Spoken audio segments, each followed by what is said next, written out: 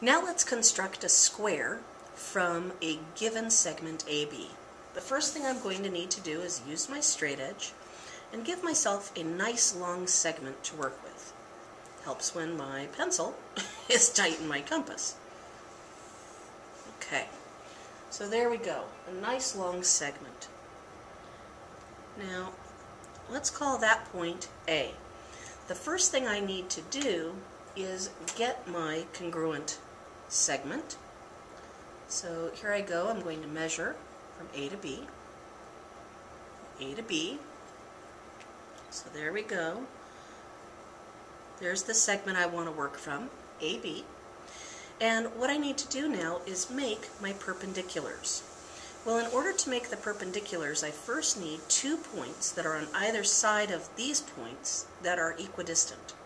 So I'm just going to start by putting a little mark there and a little mark there. We could call those T and U. Now, I'm going to put my sharp point of my compass there. I'm going to open this up a bit, and I'm going to make what I call the cat's eye. So I make that nice swoop. I come over to that other equidistant point, and I come down and I make that nice swoop.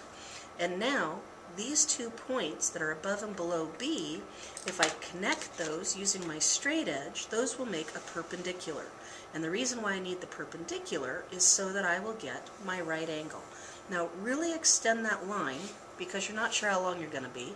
Well, that's a funny looking right angle mark, isn't it? That's okay.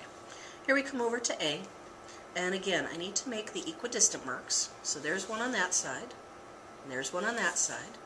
And now, again, I'm going to come out here. I need to open my compass past A. I'm going to come down below, and I'm going to make 1/2 of the cat's eye.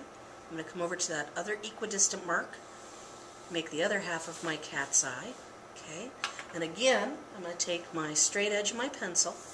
I'm going to go through those 2 points of intersection to create the perpendicular. And again, make sure you extend it far enough. There's my other right angle. And now the last thing I need to do is make these 2 pieces congruent to AB. So I'm going to come back down here, measure my segment AB. Okay, I've got that little construction mark.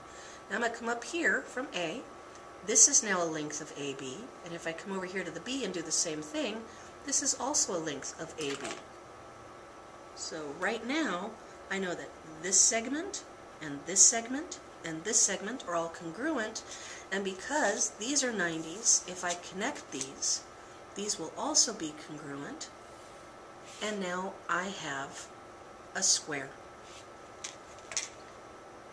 I could name it whatever name my teacher wanted. So if it was AB, perhaps I wanted to finish it off with CD. And I'm done.